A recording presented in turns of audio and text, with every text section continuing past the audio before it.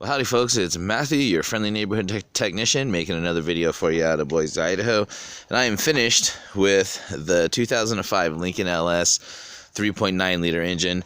Now, I needed to warranty out a oil pan gasket, and what had happened with the oil pan gasket when I replaced the first one is I rolled the gasket when I put the pan back up in there. Instead of it getting right inside of the seat where it's supposed to go, it kind of rolled up and out. And so after I think like after about 100 miles it started leaking again. So I warranted that out and went ahead and replaced that. But at the same time, unfortunately, that we noticed it was leaking oil again, the car started overheating.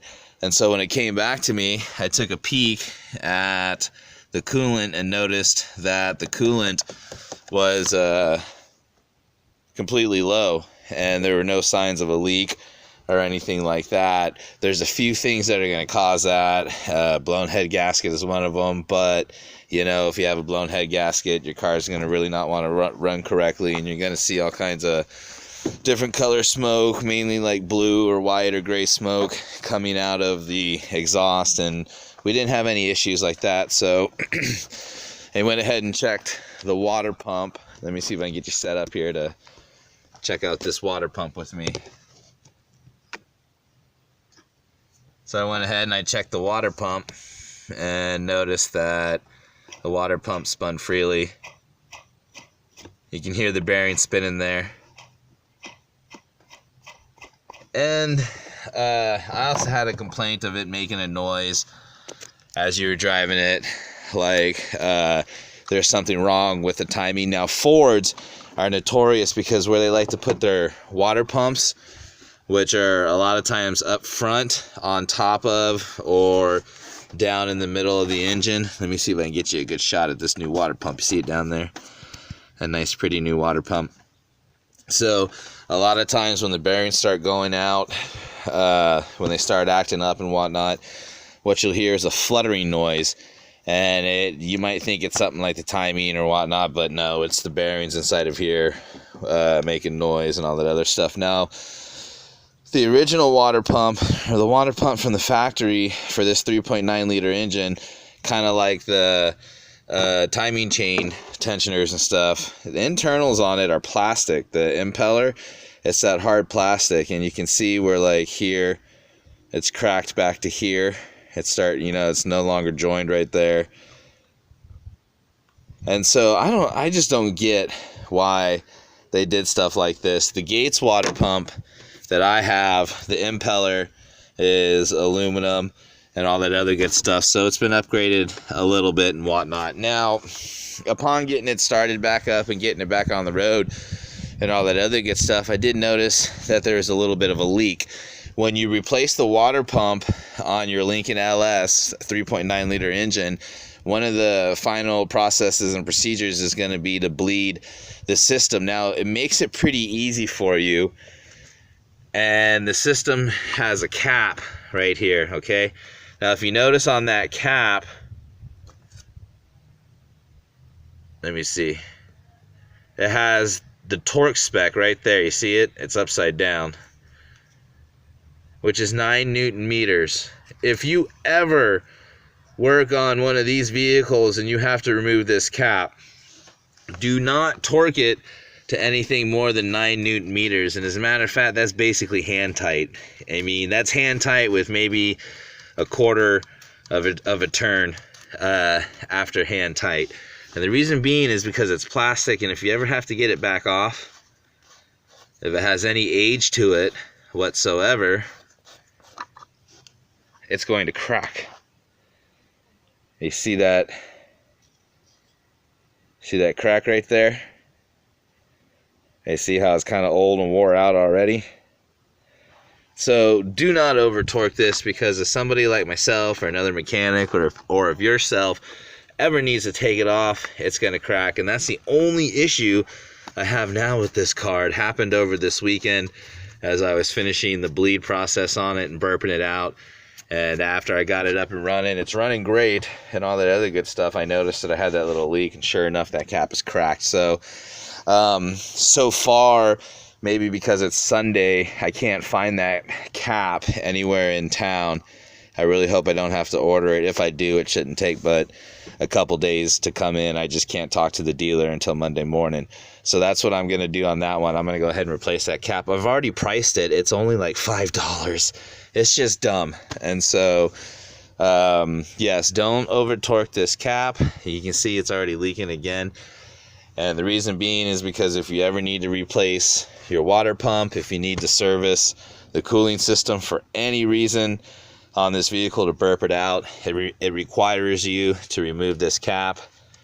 And if it's on there too tight, you will crack it because it's plastic. It gets old and brittle.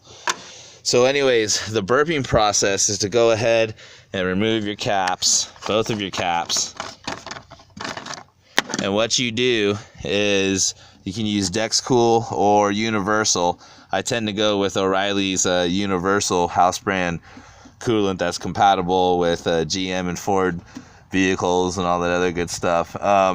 If the factory manual requires anything else, do not use Universal. For example, if you're working on a car and it says use G40 specific only coolant, don't use Universal coolant thinking it's Universal with G40. I only use Universal with American vehicles, basically, if you really want to consider this an American vehicle. It is a Jaguar engine. Anyways, so go ahead and fill that up with antifreeze, and what you do is you fill it up until it begins to pour out of here.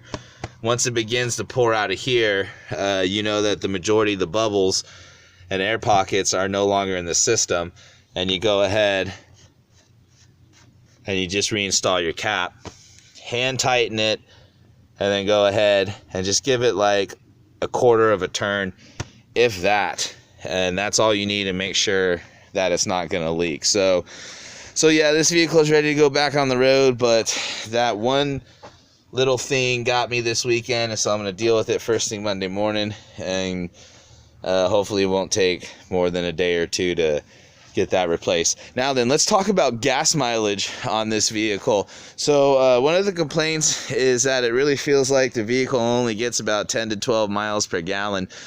I've been through it with a fine-tooth comb, replaced fuel filters,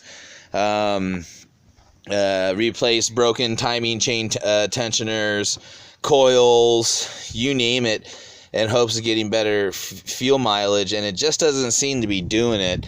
I think the best that I can get out of it is like 15 miles per gallon. Now, on this Lincoln LS, this 3.9 liter engine, fuel economy is not one of its strengths. As a matter of fact, a lot of consumers complain about the fuel economy, but their complaints aren't so negative because in the end they absolutely enjoy driving their Lincoln LS, aka Lincoln Luxury Sedan. When it is running right, it's fun to drive. It's got a little pep to it. It's something that you could get in and drive cross country in and have both a little bit of speed and feel completely comfortable while you're doing it, just like a large sedan. And so it's kind of unique, if you ask me, in its own way. So people tend to just overlook the fuel economy for it. However, again, this 3.9 liter engine, it's a Jaguar engine. I enjoy it. It's a beautiful engine. It's all aluminum, and so therefore it absolutely requires you to use premium unleaded fuel only. And the difference between premium and regular unleaded fuel is, well, I mean, the chemical makeup is basically different, but without a chalkboard in 4 hours, we don't of class time, we don't need to get into all that. Bottom line is the chemical makeup between regular unleaded and premium unleaded is different, and premium unleaded burns a little bit hotter and cleaner in your cylinder than regular unleaded does. Regular unleaded leaves behind more carbon buildup on your valves and other things than premium does. And so over time, if you're running regular unleaded through an engine and fuel system that really calls for premium unleaded, yeah, I could definitely see how the gas mileage is going to be affected by that. So I think the best thing to do at that point is just start running premium unleaded through it only. I own a 96 Ford Explorer with a 302 V8 in it. It's 22 years old now. Yeah, something like that. And so every now and then, every once in a while, and actually, especially if I'm pulling the jet skis or something like that, I'll put a tank of premium in it.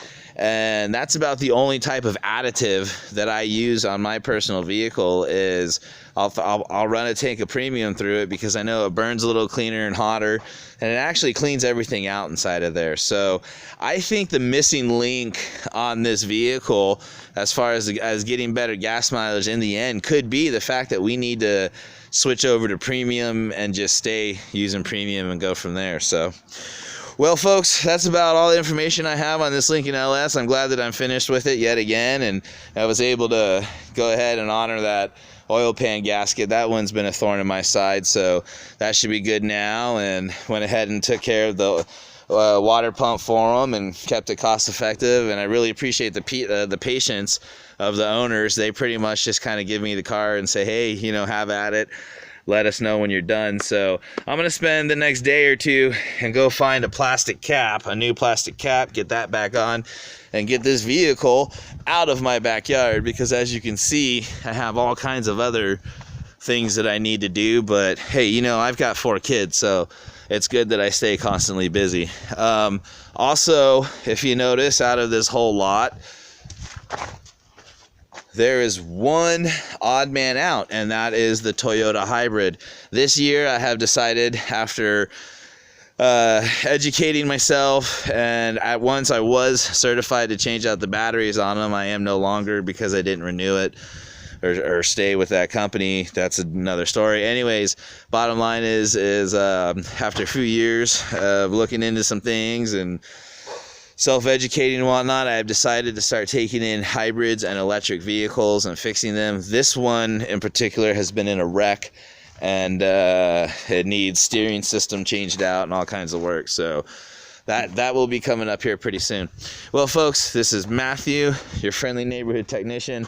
I appreciate everybody that watches my videos and supports me. Don't forget to check me out on patreon.com. I'm starting to build a really cool community over there of just all kinds of awesome people, and we can communicate back and forth and help each other out with car repairs, save money, and all that other good stuff. All right, everybody, I am signing off.